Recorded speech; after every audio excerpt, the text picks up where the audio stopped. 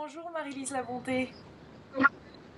Bonjour Lilou, ça va bien? Ça va bien, merci d'accepter cette interview. Je sais que vous êtes en République dominicaine en ce moment et là c'est la magie d'Internet qui nous permet de faire cette Oui, interview. Merci d'accepter.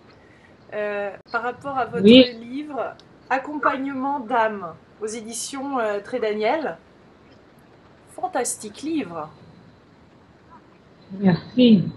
J'ai trouvé ça très très intéressant et on va rentrer au cœur du sujet, mais tout d'abord j'aimerais que vous nous expliquiez à tout le monde ce que c'est l'âme et où est-elle. Oh l'âme, de fait, c'est pas facile à exprimer en quelques mots parce que beaucoup de gens ont l'impression de ne pas sentir leur âme, même s'ils ont la croyance, oui, oui, j'ai une âme, évidemment, mais comment établir le dialogue avec l'âme? Donc l'âme, c'est vraiment, c'est une conscience qui nous habite, c'est une vibration. Euh, c'est comme une enveloppe énergétique qui possède à l'intérieur d'elle l'étincelle, c'est-à-dire une dimension de la source. Donc l'âme est une enveloppe pour cette étincelle et cette enveloppe euh, vraiment habite totalement notre corps physique et tous nos corps subtils.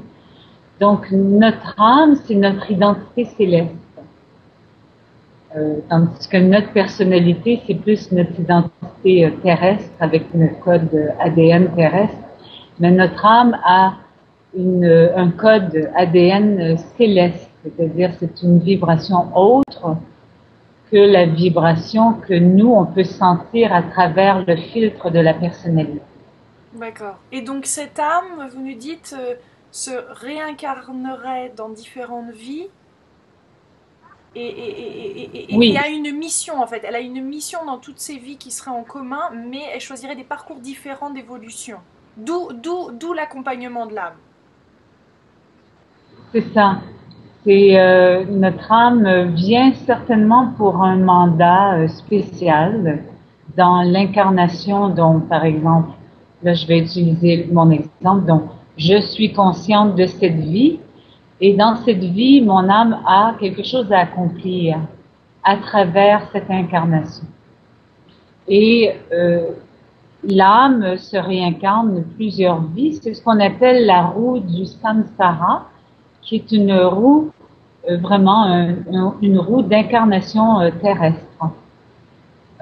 Alors, dépendant de l'évolution de l'âme, l'âme a à vivre plusieurs passages sur Terre, non pas dans un but de purification comme certaines croyances, systèmes de croyances le disent, mais c'est plus dans un but de venir partager quelque chose sur la planète Terre, évidemment à travers les plans terrestres. Ça, c'est autre chose. Mais est-ce que la mission de toutes les âmes serait à la base la même ou pas? On pourrait dire qu'il y a une mission commune qui est de partager l'amour. Mais est-ce que toutes les âmes réussissent à vivre cette mission ou ce mandat d'amour sur la planète Terre, puisque quand on constate la planète, quand on regarde l'évolution planétaire, il y a des âmes qui sont peut-être venues avec un mandat d'amour, mais qui rencontrent certaines souffrances et blessures à travers l'incarnation.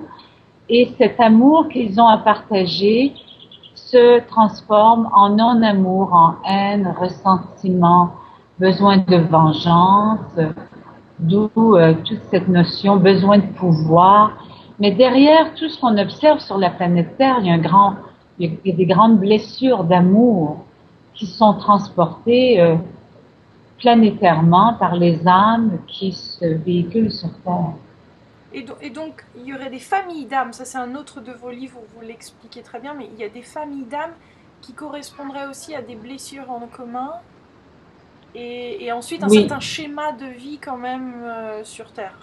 Est-ce que vous pourriez nous expliquer un peu plus oui. ces schémas et ces C'est-à-dire parcours en commun qu'on aurait avec notre propre famille d'âmes? Notre famille d'âme est une famille céleste. Et nous nous incarnons sur Terre et nous rencontrons des âmes qui sont à la base de notre famille terrestre, comme notre père, notre mère, la fratrie, tout le système même transgénérationnel que l'on vient rencontrer par l'incarnation, c'est la famille terrestre. Mais au-delà ou à travers cette famille terrestre, nous avons aussi des âmes à rencontrer sur Terre qui appartiennent à notre famille d'âmes. Donc, notre âme appartient à une cellule d'âme dans l'au-delà qui est appelée la famille. C'est un regroupement d'âmes qui ont une mission commune, pas juste en s'incarnant sur Terre, mais dans bien d'autres plans de conscience. Alors, il y a plusieurs familles. Et évidemment, les âmes que l'on rencontre dès notre naissance physique ne font pas nécessairement partie de notre famille d'âmes, mais avec elles, dans la famille terrestre, nous rencontrons un très grand apprentissage de blessures, des fois de joie, de partage, de souffrance, de tout. Hein. Vous savez, toute notre histoire familiale et nos conditionnements. Mais à un moment donné, quand on grandit au-delà de la famille terrestre et qu'on réussit à guérir nos blessures terrestres, dans l'évolution de notre âme sur Terre, nous rencontrons d'autres âmes qui sont incarnées, évidemment, et qui, avec lesquelles on se relie à un niveau beaucoup plus vaste que les blessures que j'ai eues avec papa, maman, mon frère, ma sœur, qui à un moment donné, nous sommes appelés à aller, à transmuter ces blessures pour rejoindre un niveau de conscience et s'allier avec des âmes avec qui on ne va plus partager des blessures, mais on va partager une conscience d'amour. Est-ce que c'est un petit peu clair? Est-ce que c'est assez concret? Oui, non, c'est très clair. Donc, c'est cette impression de déjà-vu, des fois, qu'on a avec ces personnes-là, comment on les reconnaît? Oui, il y a cette impression de déjà-vu. Quelquefois, on rencontre quelqu'un et juste par leur regard, on se dit, mais je connais cette vibration, cette personne.